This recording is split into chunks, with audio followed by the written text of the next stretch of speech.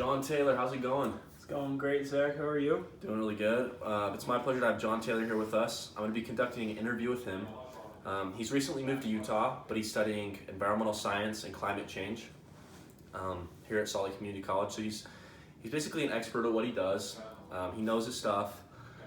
And so what we're going to be talking about is how the pandemic has really affected the environment and how it's just really negatively and positively affected the environment. So let's get started. So John, how has the pandemic affected the environment? So, probably the biggest thing that we all see in our everyday lives is all the one-use, single-use cloth masks that are all laying around all along the streets, even in buildings, like in our schools. And that's been one thing that's really been detrimental to our environment. That's been a cause of the pandemic.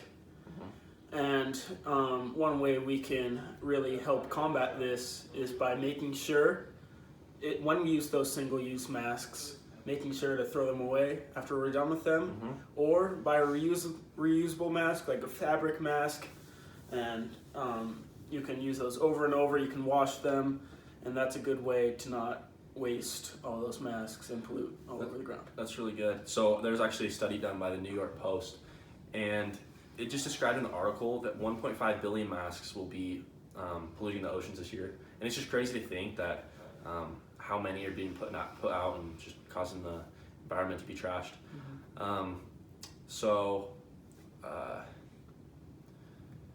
What parts of land were mostly affected by the trash that was disregarded for? I know that obviously the oceans, there was a study done and it said that there's actually going to be more masks than jellyfish in the ocean by the end of this year. And so, I mean, it's just tragic. But what other parts of land have been affected by it? Oceans heavily, coasts where all the water washes up onto, tons of trash and masks have come and piled up onto these coasts.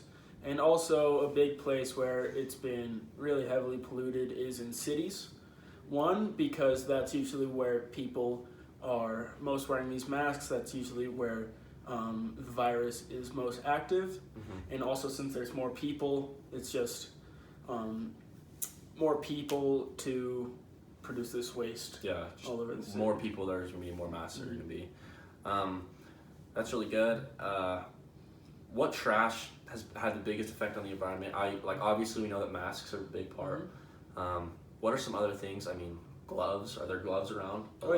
People get those rubber gloves that you see in stores. When you go into a store, you can get those sanitizing wipes.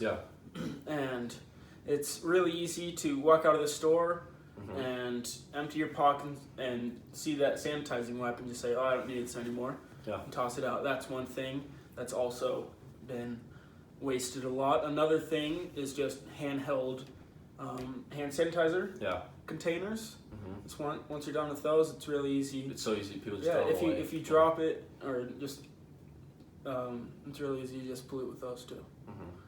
Dang, dude, it's just depressing seeing how much trash is everywhere.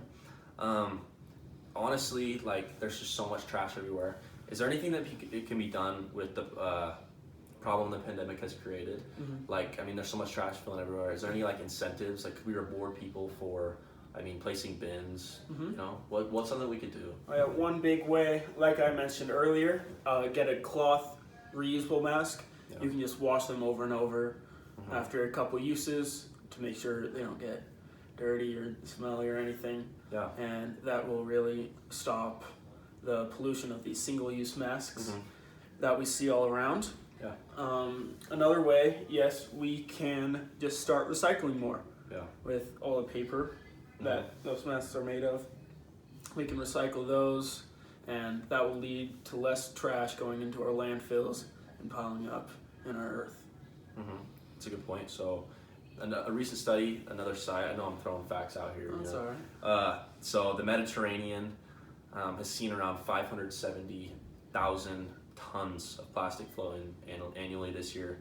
So if we can just stop littering and throwing trash around.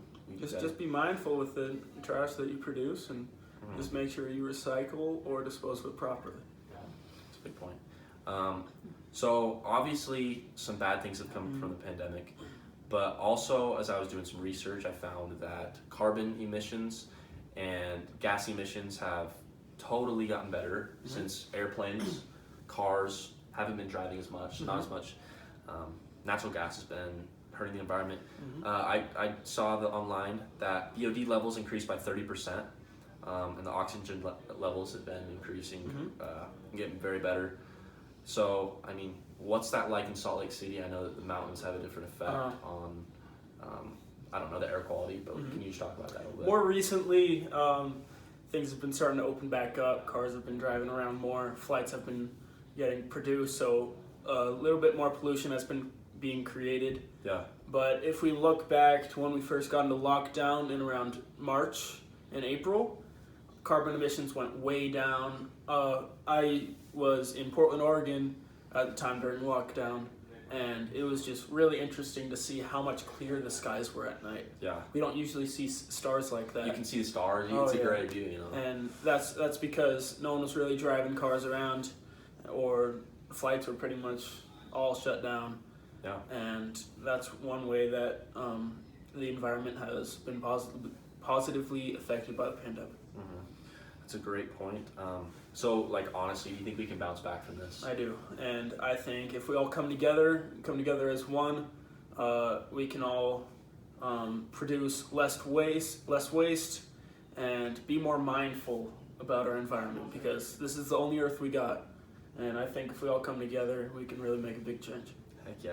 I think sometimes when we think of, throwing our masks away and disregarding for them, like we think about ourselves and think about how like our streets are being taken up, but also, I mean, the ocean has so many species, and I mean, have fish, like have habitats been hurt by that? Oh yeah, and if you look recently, our coral reef population has really been hurt very badly, and you can just see it all over social media.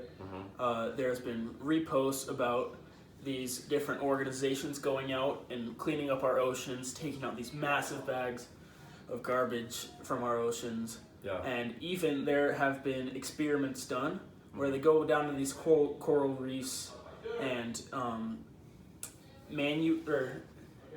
use like man-made structures to help these coral reefs grow back again. And it's been very interesting to follow. That's crazy. I mean, that's just I feel bad for those animals, and I just think that it's very important that we clean up the environment, we dispose of these masks properly, and I mean also realize the appreciation that our air quality's gotten better. I got one more question. So did certain countries get hurt worse than others? I mean, we live in a first world country. Are other countries being hurt worse? I mean, are they not as educated about recycling? Can you just go into detail about that? Oh yeah, so more civilized countries really got hit hard by this pandemic because of the population density in cities, and it's just been really easy for that virus to be passed around, and this has led to a lot of that mask waste, which is built up in all these different countries. But obviously in these rural places in our countries or all over the world where not a bunch of people live, those are some places where it hasn't been affected as much, because there's not as many people to get the virus and to be affected by this pandemic. That makes sense. Well, John, thank you so much for coming Thank you for having me. And safe travels back home. Thanks, brother.